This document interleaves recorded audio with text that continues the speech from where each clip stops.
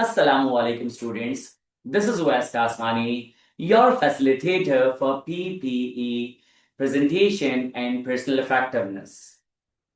Most people think presentation and personal effectiveness is all about speaking perfectly. It's not. It's about speaking confidently. It's about speaking effectively.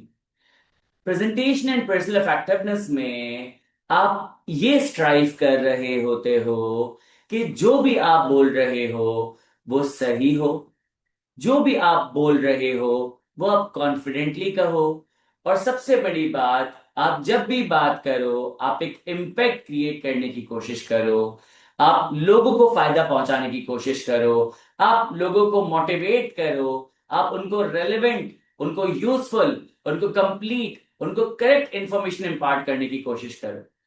This course is about expressing things जो कि matter करती है. Presentation and personal effectiveness एक ऐसा course है जो कि आपको एक बेटर पर्सन, एक बेटर प्रोफेशनल बना सकती है. अगर मैं इसके नाम की बात करूं, presentation and personal effectiveness, the name has two parts. One is presentation, second is personal effectiveness. What is presentation? अगर मैं प्रेजेंटेशन के डिक्शनरी मीनिंग पे जाऊं तो presentation comes from the word to present. To present means to show, to display, to demonstrate. अगर इसके extended meanings की तरफ जाएं तो इसका मतलब होता है to impart, to communicate, to deliver, to teach, to motivate, to guide. तो प्रेजेंटेशन का मतलब हुआ बताना, समझाना, सिखाना and so on. When I talk about personal effectiveness, जो दूसरा पार्ट है इस कोर्स का, तो यहाँ पे दो वर्ड्स है, पर्सनल इफेक्टिवनेस. पर्सनल का मतलब होता है रिलेटेड टू पर्सन. यहाँ पे एक बंदा इन्वॉल्व है और उससे रिलेटेड चीजें चल रही है, रिलेटेड टू अ पर्सन. तो पर्सनल की बात करूं तो we talk about personal development. तो यहाँ पे डेवलपमेंट उस बंदे की हो रही है जो पर्सनल डेवलपमेंट की तरफ काम कर रहा है. हम बात करते हैं पर्सनल कॉन्फिडेंस की, हम बात कर रहे होते हैं पर्सनल ग्रोथ की, हम बात करते हैं पर्सनल अपॉर्चुनिटीज की. तो यहाँ पे ये तमाम चीजें उस बंदे से जुड़ी हुई है. effectiveness का मतलब होता है an ability to perform any task in a way कि you enhance the outcome. An ability or a skill you use to perform any task and enhance the outcome. यहाँ पे आउटकम को बेहतर करते हुए कोई भी काम कर रहे हो, रिजल्ट्स को एनहांस करते हुए कोई भी काम कर रहे हो, आपके कॉन्सिक्वेंसेस बेहतर हो रहे हैं, यू आर बीइंग इफेक्टिव. एक टीचर जब टीचिंग शुरू करता है तो इनिशियली उसको सक्सेस नहीं मिल रही होती, उसके स्टूडेंट्स बहुत अच्छे नंबर से पास नहीं हो रहे, या वो स्टूडेंट्स को रिटेन नहीं कर पा रहा, या लेक्चर सही से कम्युनिकेट नहीं कर पा रहा. तो व्हाट दैट टीचर डज, वो अपनी मेथोडोलॉजीज पे काम करता है, वो अपने प्रोटोकॉल्स को बेहतर करता है, वो लोगों से डिस्कस करता है, वो प्रैक्टिस करता है, वो और इंफॉर्मेशन एक्वायर करता है, वो डॉट से डॉट को कनेक्ट करता है, अपनी पर्सनैलिटी को ग्रो करता है. अब अगर वो टीचर पढ़ाएगा तो यहाँ पे बच्चे रिटेन भी होंगे, वो ना सिर्फ पास होंगे बल्कि वो मेरिट सर्टिफिकेशन लेंगे, वो गोल्ड मेडल्स हासिल कर रहे होंगे. तो इसका मतलब है कि यहाँ पे उसने अपनी टीचिंग के अंदर अपनी पर्सनल इफेक्टिवनेस को एनहांस किया. पर्सनल इफेक्टिवनेस एज पर्सन, आप कितने इंपैक्टफुल हो, कितने पावरफुल हो. पर्सनल इफेक्टिवनेस का मतलब है कि अपनी सोशल, अपनी रिलीजियस, अपनी ट्रांजैक्शनल, अपनी फाइनेंशियल, अपनी पॉलिटिकल, अपनी टेक्निकल, टेक्नोलॉजिकल, अपनी पर्सनल प्रोफेशनल लाइफ के अंदर आप कितना इफेक्टिव हो. अगर आपको लगता है कि मैं आपको पर्सनल इफेक्टिवनेस के बारे में पढ़ाऊंगा तो यू मस्ट बी मिस्टेकन, क्योंकि मेरे तो अपने पर्सनल इफेक्टिवनेस के मसले मसाइल चल रहे हैं. नहीं, पर्सनल इफेक्टिवनेस नहीं पढ़ाया जा सकता क्योंकि it's a way of life. बहुत लंबा चौड़ा कोर्स हो जाएगा. Yes, we can talk about presentation and personal effectiveness. अगर मैं प्रेजेंटेशन एंड पर्सनल इफेक्टिवनेस को जोड़ दूं तो presentation and personal effectiveness means कि whatever you present, whatever you show, whatever you communicate, however you communicate, जो भी आपका कंटेंट है, जो भी आपका तरीका है, यू कम्युनिकेट इन अ वे कि एज पर्सन आप सामने वाले बंदे की लाइफ में इंपैक्ट क्रिएट कर सको, पॉजिटिव, उसको मोटिवेट कर सको.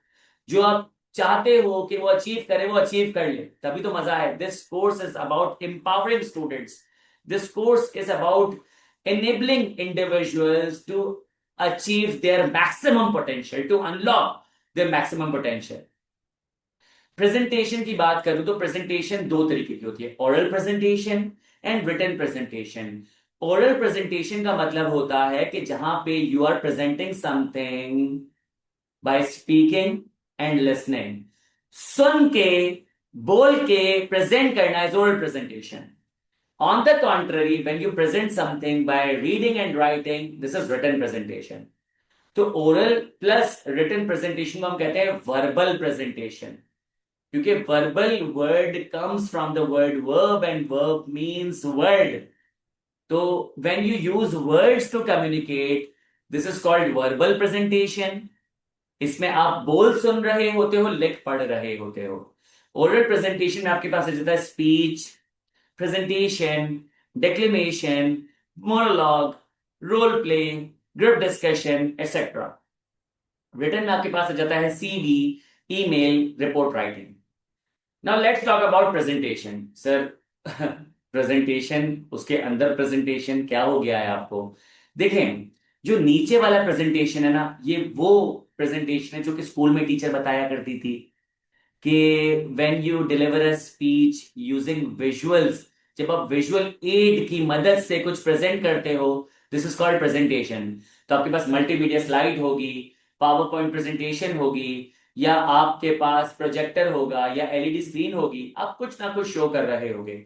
M I giving you a presentation? Yes. जब मेरे पीछे आपके पास स्लाइड लगी हुई है, बिल्कुल लगी हुई है। Am I presenting you something? Yes, I am presenting you something, this is a presentation. ये ओरल प्रेजेंटेशन की बात हो गई। उसके बाद speech. Speech is a well memorized content you parrot back in front of an audience, behind standing behind a podium. आप podium के पीछे खड़े होके, या सिटिंग बिहाइंड अ डेस्क, एक डेस्क के पीछे बैठ के एक वेल मेमोराइज्ड कंटेंट को आप पैरेट बैक कर देते हो, एज इट इज, ऑडियंस के सामने कह देते हो, दिस इज कॉल्ड स्पीच। हमने देखा है स्पीच पे पोडियम के पीछे बंदा खड़ा होता है, उसके पास बहुत सारे पेजेस होते हैं, वो क्या कर रहा होता है, ऑडियंस से बात किए जा रहा होता है, एक वेल मेमोराइज्ड कंटेंट को पैरेट बैक किया जा रहा होता है। उसने 100, 200, 300, 400 दफा प्रैक्टिस किया था, उसको पता है किस पेज पे कौन सी लाइन में क्या लिखी हुई है बात, तो वो पेज भी चेंज कर रहा होता है जस्ट इन केस अगर उसको रीड करना पड़ जाए। तो ऐसा ना हो कि वो पहला पेज खोल के बैठा है, चौथे पेज पे चल रहा है, तो पेज भी क्या करता है, आगे की तरफ लेके चल रहा होता है। तो स्पीच और प्रेजेंटेशन में कुछ डिफरेंसेस हैं, जाहिर सी बात है कि दोनों अलग अलग टाइप्स ऑफ प्रेजेंटेशन है। प्रेजेंटेशन में आप विजुअल्स का इस्तेमाल करते हो, स्पीच में आप विजुअल्स का इस्तेमाल नहीं करते। स्पीच में आप पोडियम के पीछे खड़े होकर बात करते हो, प्रेजेंटेशन में जरूरी नहीं है, आप स्टेज को कवर कर सकते हो। स्पीच फॉर्मल होती है, प्रेजेंटेशन सेमी फॉर्मल होती है, उसमें कैजुअल एटीट्यूड चल जाता है। स्पीच में आपने कंटेंट को मेमोराइज किया होता है, प्रेजेंटेशन में आपने सिर्फ प्रिपरेशन की होती है। ये कुछ डिफरेंसेस है, जब प्रेजेंटेशन और स्पीच पढ़ेंगे तो हम इसके बारे में डिटेल में बात करेंगे। डेक्लेमेशन। डेक्लेमेशन का मतलब होता है कि जहां पे आप वेल मेमोराइज्ड कंटेंट को ऑडियंस के सामने पैरेट बैक करते हो, but in a rhetorical style. तो डेक्लेमेशन और स्पीच मोर और लेस सेम चीज है, बस डेक्लेमेशन थोड़ा सा मॉडिफाइड वर्जन है स्पीच का। स्पीच पे भी कंटेंट मेमोराइज किया है, डेक्लेमेशन में भी किया है। स्पीच में भी पैरेट बैक कर रहे हो, यहां पे भी पैरेट, डेक्लेमेशन में भी पैरेट बैक कर रहे हो। दोनों में आप पोडियम के पीछे खड़े हुए हो। What's the difference? Declamation rhetorical style में होती है, you use situation building words, you use image building words, जहां पे आप सिचुएशंस बनाते हो, जहां पे आप इमेजेस क्रिएट करते हो, आप लोगों के लिए मंजर निगारी करते हो, आप ऐसे वर्ड्स का इस्तेमाल करते हो, ऐसी टेक्निक्स का इस्तेमाल करते हो कि बंदा उस सिचुएशन में चले जाए। डेक्लेमेशन में you use rhetorical questioning technique. आप लोगों से रिटोरिकल क्वेश्चंस पूछते हो। सर रिटोरिकल क्वेश्चंस कौन से क्वेश्चंस होते हैं? रिटोरिकल क्वेश्चंस में you do not ask questions, but you answer questions while asking questions. Sir बात समझ नहीं आई? जैसे कि फॉर एग्जांपल मैं आपसे एक सवाल पूछूं जो कि एक ऑब्वियस सवाल है, उसका ऑब्वियस आंसर है, but still I ask that question ताकि मैं ऑडियंस की अटेंशन को रीगेन कर सकूं। मैंने आपसे पूछा, आप में से यूट्यूब कितने लोग जानते हैं? सब लोग हैं। सही किसी बात कर रहे हैं, हम सब यूट्यूब जानते हैं। इट मीन्स कि मैंने आपसे रिटोरिकल क्वेश्चन पूछा है। मुझे ये नहीं पूछना था कि आप यूट्यूब के बारे में जानते हैं या नहीं जानते। मैंने तो आपसे यूट्यूब के बारे में बात करनी थी, तो आपका अटेंशन अपनी तरफ ग्रैब किया है। मोनोलॉग। मोनोलॉग एक वर्ड है, इसके दो पार्ट्स हैं। मोनोलॉग, मोनो का मतलब होता है सिंगल, लॉग का मतलब होता है कन्वर्सेशन। जब एक बंदा बात कर रहा होता है, कन्वर्सेट कर रहा होता है, दैट्स मोनोलॉग। तो सर प्रेजेंटेशन में भी तो एक बंदा बात कर रहा था, स्पीच में भी तो एक बंदा बात कर रहा था, डिक्लेमेशन में भी तो एक बंदा बात कर रहा था। What's the difference? मोनोलॉग एक टाइप ऑफ कम्युनिकेशन है, या एक टूल ऑफ कम्युनिकेशन है, मेथड ऑफ कम्युनिकेशन है, जिसमें एक सिंगल पर्सन एक लेंथी स्पीच डिलीवर कर रहा होता है in a dramatic, in an emotional, in a powerful way, ताकि अपना मैसेज लोगों तक पहुंचा दे, अपना पर्पस अकॉम्प्लिश करे। This is called monologue. Monologues are very powerful, monologues are very effective. जब मस्जिद में जुम्मे की नमाज पढ़ने के लिए जाते हो तो इमाम वहां पे खुतबा दे रहा होता है, जब वो आपको जन्नत की खुशखबरी सुनाता है, तो मुझे एक बात बताएं, क्या उसकी आवाज में आपको मुस्कुराहट सुनाई नहीं देती? उसकी आवाज में आपको खुशी सुनाई नहीं देती? उसकी आवाज में एंटिसिपेशन, एक्साइटमेंट सुनाई नहीं देती? बिल्कुल सुनाई देती है। तो वो क्या कर रहा है? वो एक्टिंग कर रहा है, वो पावरफुल वे में बात कर रहा है, इमोशनल वे में बात कर रहा है, ड्रामेटिक वे में बात कर रहा है। जब वही इमाम आपको दोजक की बुरी खबर सुना रहा होता है, तो उसके आवाज में लर्जिश होती है, आपको आंसू सुनाई दे रहे होते हैं, आपको डर सुनाई दिया जा रहा होता है। दे वॉन्ट यू कि आप सही रास्ते पर आ जाओ, तो वो एक्टिंग कर रहे होते हैं। सर आप कैसी बातें कर रहे हैं, इमाम एक्टिंग कर रहे हैं। मुझे एक बात बताओ, कल को अगर तुम अच्छी राह पर आ जाते हो और तुम्हें कहा जाए खुतबा दो, तो क्या नेचुरली ये चीज कर लोगे? नहीं सर, शुरू में एक्टिंग करनी पड़ेगी, बाद में नेचुरल हो जाएगा। That was my point two you. जब एक कोच अपनी टीम को मोटिवेट कर रहा होता है फाइनल और जाके जीत कर, और वो बड़ी पावरफुल स्पीच डिलीवर करता है, और पाकिस्तान क्रिकेट टीम हार कर आ जाती है, खैर फाइनल तक तो पहुंचती नहीं है, बट द थिंग इज कि कोच मोटिवेट करता है अपनी टीम को, दोस्त अपने दोस्त को मोटिवेट करता है कि दोस्त कह रहा है मेरी वो बंदी छोड़ के चली गई है तो मैं रो रहा हूं, तो दोस्त बोलेगा कि यार तू सुधर जा, और ये और वो और फला और फला और फला और फला। तब तक जब तक दोस्त बोलेगा यार मैं सुधर गया हूं, आइंदा मैं अच्छे काम करूंगा। या पेरेंट अपने स्टूडेंट्स को मोटिवेट करते हैं, टीचर्स अपने स्टूडेंट्स को मोटिवेट करते हैं। तो this is very powerful. Monologue के बारे में हम बात करेंगे, रोल प्ले। रोल प्ले का मतलब होता है कि जहां पे दो या दो से ज्यादा लोग किसी सिचुएशन को एक्ट आउट कर रहे होते हैं, एक कैरेक्टर को परफॉर्म करते हुए, ताकि वो डिजायर्ड रिजल्ट्स अचीव कर सके। This is called role play. यार मेरा इंटरव्यू है, मैं काम करता हूं अपने दोस्त के साथ, रोल प्ले परफॉर्म कर लेता हूं, वो इंटरव्यूअर बन जाए, मैं इंटरव्यूई बन जाऊं। क्या हम सिचुएशन को एक्ट आउट कर रहे हैं, दो या दो से ज्यादा लोग? बिल्कुल। क्या कोई कैरेक्टर परफॉर्म कर रहे हैं? बिल्कुल कर रहे हैं। क्या सिचुएशन को एक्ट आउट कर रहे हैं ताकि डिजायर्ड आउटकम अचीव करने की क्या प्रॉब्लम्स हो सकती हैं? यार मैं जो ना सेल्स पर्सन हूं, और मुझे एक जगह सेल्स क्लोज करने जाना है, लेकिन सामने वाले क्लाइंट बहुत लीचड़ है, तो एक काम करते हैं, रोल प्ले परफॉर्म कर लेते हैं विद इन दी ऑर्गेनाइजेशन। सारे लोग कुछ क्लाइंट्स बन जाते हैं, कुछ सेल्स पर्सन बन जाते हैं, और क्लोज करने की कोशिश करते हैं कि क्या क्या प्रॉब्लम्स आ सकती हैं। मैं लॉयर हूं और मैं केस लड़ रहा हूं, प्रोसिक्यूटर मुझे कच्चा चबा जाएगा, तो मैंने अपनी फर्म में कहा, काम करते हैं कि वो जो कोर्ट ऑफ लॉ की सिचुएशन है उसको एक्ट आउट कर लेते हैं। Role play very powerful, very significant, लेकिन हम लोग इसके बारे में ज्यादा बात नहीं करते। Group discussion. ग्रुप डिस्कशन का मतलब होता है कि ऑफिशियली एक फॉर्मल एनवायरनमेंट में जब मल्टीपल लोग ग्रुप डिस्कशन कर रहे होते हैं, तो एक एजेंडा या मल्टीपल एजेंडा पे बात करते हैं ताकि डिजायर्ड आउटकम्स अचीव कर सके। There are different types of group discussions. एक होती है इंफॉर्मेशनल ग्रुप डिस्कशन, एक होती है सजेस्टेड सोल्यूशन ग्रुप डिस्कशन, और एक आपके पास होती है डिसीजन मेकिंग ग्रुप डिस्कशन या प्रॉब्लम सॉल्विंग ग्रुप डिस्कशन। देखिए इंफॉर्मेशनल ग्रुप डिस्कशन, मैं एक बंदा हूं, मेरे साथ ग्रुप डिस्कशन में 10 लोग बैठे हुए हैं, मुझे एक बात पता है, उनको, उन लोगों को एक एक बात पता है। ग्रुप डिस्कशन के बाद हम सबको 10-10 बातें पता हो जाएगी। फिर एक होती है सजेस्टेड सोल्यूशन ग्रुप डिस्कशन, जहां पे क्या होता है कि हम लोग क्या करते हैं, बैठते हैं, कोई प्रॉब्लम नहीं है, लेकिन हम क्या कर रहे हैं कि इंफॉर्मेशन को हासिल करते वक्त हम सब सजेस्टेड सोल्यूशन देते हैं, 1 2 3 4 5 6 10 सोल्यूशन आ चुके हैं, अभी प्रॉब्लम नहीं है, but if the problem arises तो हमारे पास 10 सॉल्यूशंस होंगे। अब now the problem is here, हम लोग क्या करेंगे कि डिसीजन मेकिंग की ग्रुप डिस्कशन करेंगे, कि यहाँ पे जिसका सोल्यूशन सबसे बेहतरीन होगा उन सबको डिस्कस करके हम इंप्लीमेंट करेंगे। ये ओरल प्रेजेंटेशन है। रिटन प्रेजेंटेशन की बात करें, how to write CV. Most of the people don't know how to write CV. They don't know why do we write CV. They don't know कि किस तरीके से हम सीवी को मॉडिफाई एम्पलीफाई कर सकते हैं। यहाँ पे हम सिर्फ ट्रक की बत्ती को देख के चलते हैं, किसी ने बोल दिया कि वो जो वेबसाइट है उस पर आपकी स्कोर जनरेट की जाएगी तो वैसी सीवी बनाओ, तो हम बिल्कुल सादा खुशबू सीवी बनाते हैं। नहीं, इट्स एन आर्टिस्टिक एक्सप्रेशन। आपको अपनी सीवी को मॉडिफाई करना है, अपने हिसाब से उसको एम्पलीफाई करना है। Email, email writing is very important. अपने करियर के शुरू में एक सक्सेस हासिल की थी मैंने बहुत रैपिडली ईमेल राइटिंग के थ्रू। फिर रिपोर्ट राइटिंग, स्ट्रक्चर्ड राइटिंग कैसे करते, will talk about. Now personal effectiveness, this is my favourite. ये जो पर्सनल इफेक्टिवनेस ना, मेरी 4 से 5 साल की रिसर्च है, और ये जो मेरी 4 से 5 साल की रिसर्च है, इस रिसर्च को जहां से मैंने गैदर किया है, उन लोगों ने इस पे 70 से 80 साल रिसर्च की है। तो दिस इज साइंस, ये आर्ट नहीं है, ये साइंस है, ये मेरी ओपिनियन नहीं है कि we do things and sometimes we don't, sometimes we communicate, sometimes we don't, sometimes we stay quiet. हम क्यों कोई काम करते हैं, क्यों नहीं करते, कोई बात क्यों करते हैं, क्यों नहीं करते, ये सब साइंस है। इंट्रिंसिक मोटिवेशन एक होती है, एक्सट्रिंसिक मोटिवेशन एक होती है, इंट्रिंसिक मोटिवेशन। हमें एक्सट्रिंसिक मोटिवेशन भी नहीं पढ़ाई जाती, इंट्रिंसिक मोटिवेशन भी नहीं पढ़ाई जाती, लेकिन हाँ, हमें एक्सट्रिंसिक मोटिवेशन सिखाई जरूर जाती है इम्प्लीमेंट करवा के। इंट्रिंसिक मोटिवेशन का तो जिक्र ही नहीं है। It is very important in 21st century to have the knowledge of this intrinsic motivation. जब पढ़ेंगे तो I talk about it. Improvisation skills, people don't know how to create adaptability, agility, flexibility in their personalities. Improvise कैसे करते, they don't know.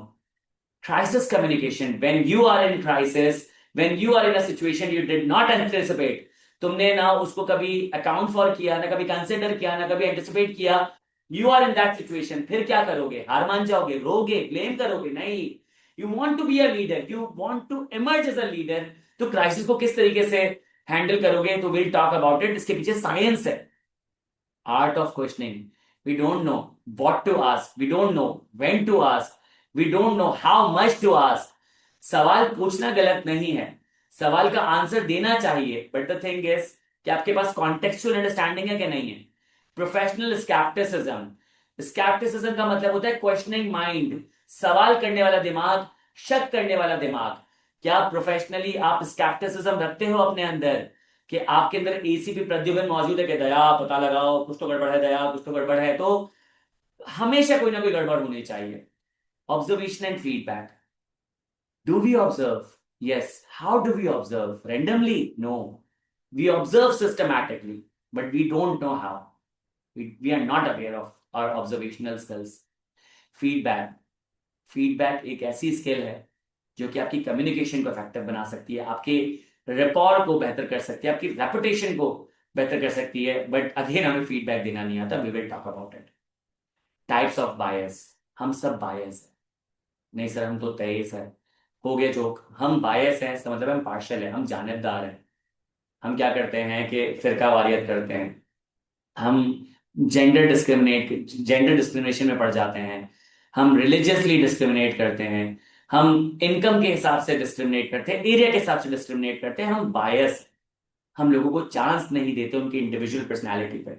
Science of stage fright, when I go on stage to speak, when I go on stage to speak to an audience, when I stand in front of an audience to speak, when I want to deliver a powerful speech, when I want to deliver something important, I am unable to do so. Why? Stage पर डर लगता है।